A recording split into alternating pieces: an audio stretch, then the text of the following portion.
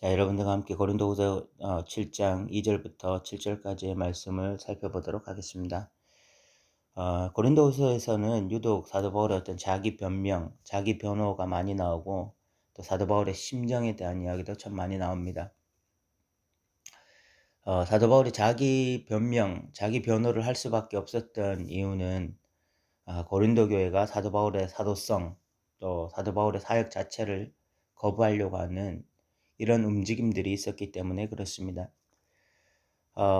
저 입장에서 저도 목회자의 한 사람으로서 이렇게 구차할 정도로 자기에 대해서 변화하고 있는 이 사도 바울을 보면서 그 인간적인 면으로 굉장히 애잔한데, 그런데 사도 바울이 왜 이렇게까지 자기를 변호하고 이렇게 자기에 대해서 설명하는가를 생각해 보면 존경심이 절로 듭니다.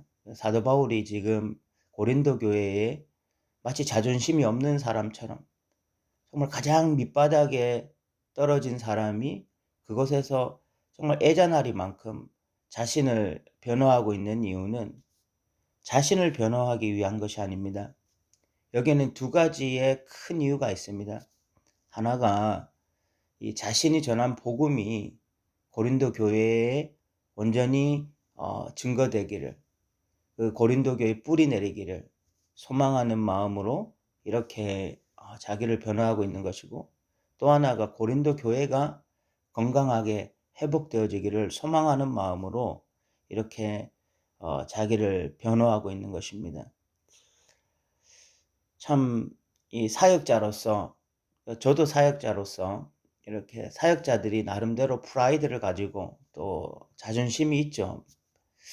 그런 자존심까지 짓밟히면서까지 이렇게 구차하게 변명해야 되나, 그냥 뭐 사표 던지면 그만이지 라고 생각할 수도 있을 텐데, 사도 바울은 그렇지 않았다는 것입니다. 오직 복음을 위한 목적, 오직 그 예수 그리스도가 피로 값주고 산 교회를 위해서라면 자기의 자존심 무너지고 자기가 오해받고 멸시받는 것 능히 견딜 수 있는 그런 믿음의 사역자였다. 굉장히 본이 되는 그런 사역자라는 생각이 들고요. 또 사도 바울은 자기의 어떤 이 감정 묘사가 특별히 이 고린도 후서에 참 많이 나타나 있습니다. 오늘 이 7장 5절에도 안으로는 두려움이었다. 사도 바울의 감정 안에 두려움이라고 하는 감정이 있었다는 것입니다. 사역자가 참 내 마음속에 두려움이 있다라고 고백하는 게 결코 쉬운 일이 아니거든요. 그리고 우리가 생각하는 사도 바울은 뭐 어떤 그 신앙 영웅 아닙니까? 엄청난 신앙 영웅처럼 보이고, 이 사람은 뭐 무엇이든지 담대하고, 뭐 사자굴에 던져진다 할지라도, 풀무불에 던져질자 할지라도 찬양하면서 들어갈 것 같은 그런 사람인데, 실질적으로 마음속에 두려움으로 가득했던 그런 자기의 어떤 고백도 나타나고 있습니다. 우리는 고린도 후서를 통해서 이 사도 바울의 심정도 잘 알 수 있는 그런 상황입니다. 먼저 2절부터 4절까지 사도 바울이 자기 변호하는 내용이 나오는데, 2절에 보면 마음으로 우리를 영접하라 라고 이야기하고 있습니다.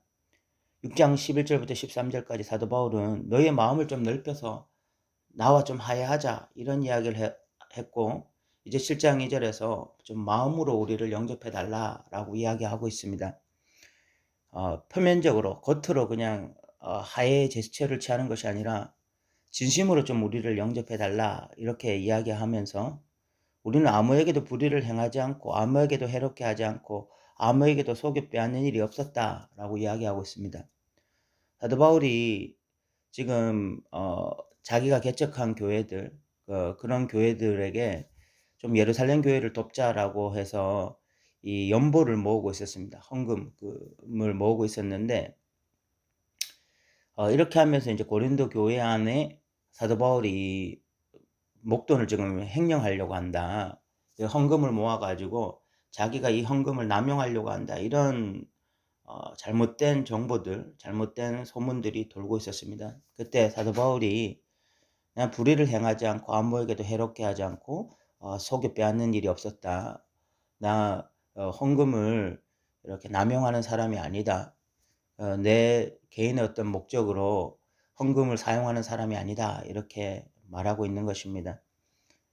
그러면서 3절에 보면 내가 이 말을 하는 것은 너희를 정죄하려고 하는 것이 아니다 라고 이야기해서 사도 바울이 고린도 교회의 성도들을 좀 달래고 있는 모습입니다. 어, 지금 고린도 교회와의 어떤 그 갈등 속에서 사도 바울이 무조건 놓고 너희들이 잘못했다 이런 식으로 이야기하려고 하지 않고 오히려 너희들 정죄하려는 것이 아니라 이전에 말하였거니와 너희가 우리 마음에 있어 함께 죽고 함께 살게 하고자 함이라. 사도 바울 마음속에 고린도 교회의 성도들로 가득하고 그래서 난 너희와 함께 살고 싶고 너희와 함께 죽고 싶다. 뭐 이렇게까지 애정을 표현하고 있습니다. 그러면서 4절에 나는 너희를 향하여 담대한 것도 많고 너희를 위하여 자랑하는 것도 많으니 내가 우리의 모든 환난 가운데서 위로가 가득하고 기쁨이 넘쳤다. 여기에 내가 너희를 향하여 담대한 것도 많다라고 말을 하고 있는데 원어에는 너희를 향한 확신이 많다라는 뜻입니다. 고린도 교회가 이렇게 문제가 많지만 그러나 나는 너희들이 끝까지 잘할 줄로 믿는다, 확신한다. 그리고 너희를 위하여 자랑한다. 그리고 또 너희로 인해서 위로도 받고 기쁨도 넘친다라고 이야기해서 사도 바울이 결국은 이 고린도 성도들과 잘 화해하고 그리고 이 고린도 교회 성도들을 신뢰하고 있다, 믿고 있다 이렇게 먼저 고백함으로써 이 고린도 교회 성도들과 온전한 화해에 이르려고 하고 있습니다. 마음으로 너희가 좀 영접해달라 사도 바울이 7장 2절에 부탁했는데 이미 사도 바울은 고린도 교회 성도들을 마음으로 영접하고 있음을 이렇게 표현하고 있는 것입니다. 그러면서 이 5절부터 7절까지는 사도 바울이 가졌던 어떤 심정에 대해서 토로하고 있습니다. 5절에 보면 우리가 마게도냐에 이르렀을 때에도 우리 육체가 편하지 못하였고 사방으로 환난을 당하여 밖으로는 다툼이요 안으로는 두려움이었다. 사도 바울이 눈물의 편지, 혹독한 편지를 고린도 교회에 보내죠. 처음 이 사도 바울이 고린도 전서를 쓰고 난 이후에 그 편지를 디모데 편에 보냈습니다. 디모데 편에 보냈는데 고린도 교회의 일부 성도들이 그 편지를 정면으로 거부를 했습니다. 그래서 디모데가 심한 모욕을 당하고 바울에게 그 소식을 전해줬습니다. 그래서 바울이 직접적으로 고린도 교회를 방문했는데 바울 역시 심한 모독을 당하게 되어지죠. 이때 바울이 마게도냐를 갔다가 고린도 교회로 가지 아니하고 에베소로 가서 이 눈물의 편지, 이 혹독한 편지를 고린도 교회에 보내게 되어집니다.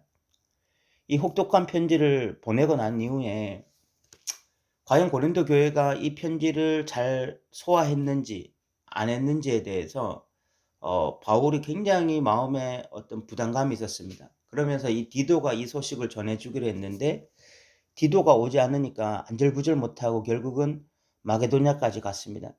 마게도냐에 간 상태에서 외적으로는 환란이 있었고요. 그리고 안으로는 두려움이 가득했습니다. 그래서 사도 바울의 어떤 내면 속에서 여러 가지 생각들이 들었던 것 같습니다.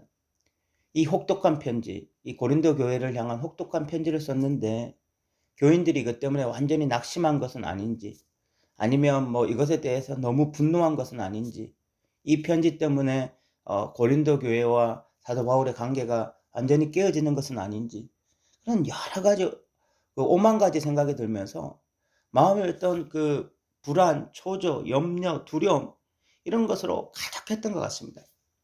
그래서 이 신학자들은 이 상태가 바울이 완전히 디프레스 된 상태, 완전히 마음으로 이렇게 완전히 가라앉은 상태. 그래서 영적인 침체가 오고 아마 이 우울증이 왔을 거라고 생각하는 신학자들도 있습니다.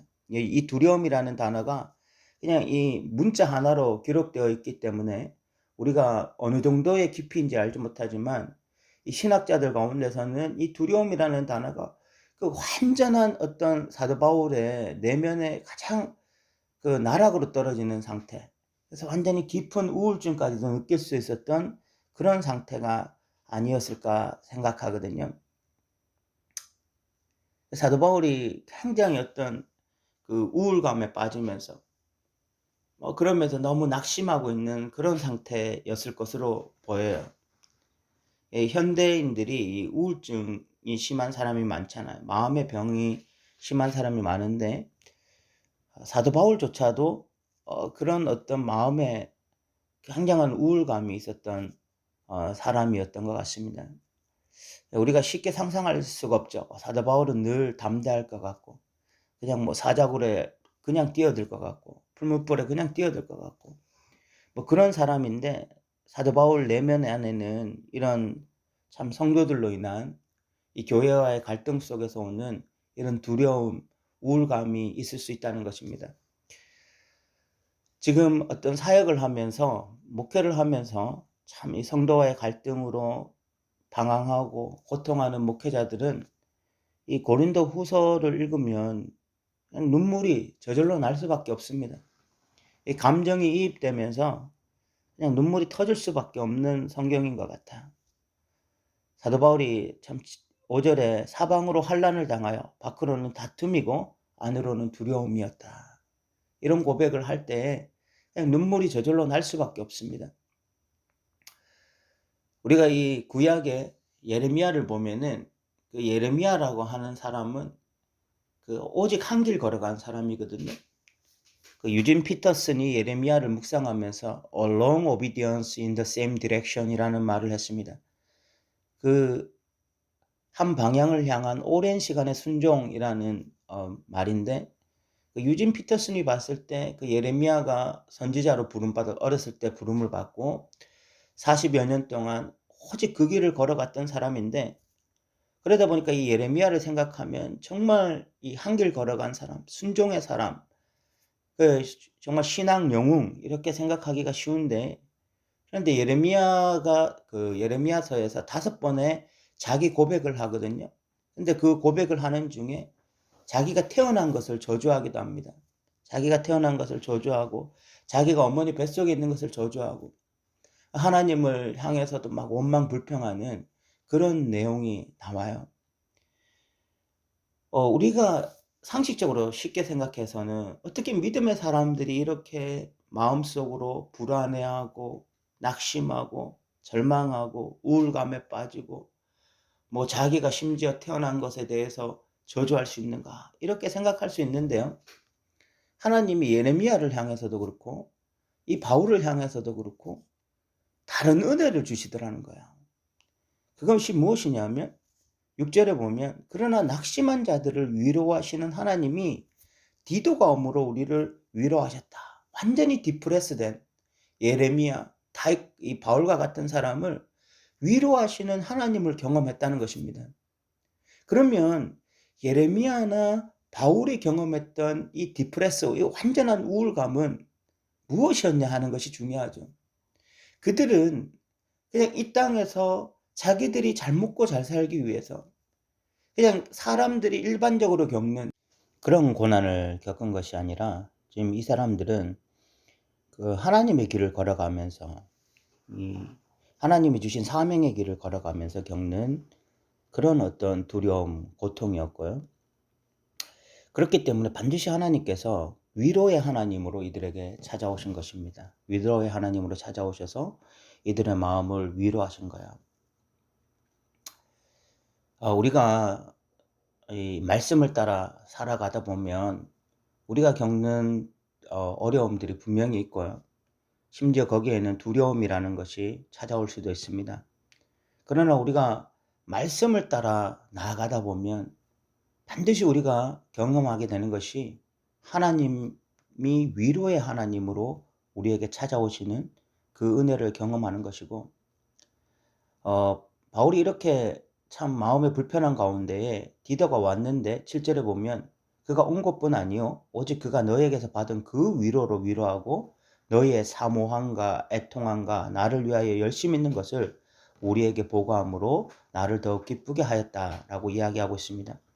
고린도 교회가 이 엄중한 편지를 받고 나서 사모하는 마음이 회복되어지고 애통하는 마음도 회복되어지고 사도 바울을 향한 열심도 다시 회복되어졌다. 이런 고백을 하면서 사도 바울이 마음이 어떤 완전히 낙심되었던 그런 두려운 마음 가운데서 또 기쁨이 배가 되어지는, 너무나 행복해지는 그런 경험들을 지금 사도 바울은 나누고 있습니다. 바른 사역자의 기쁨은 여기에 있다고 생각되어집니다.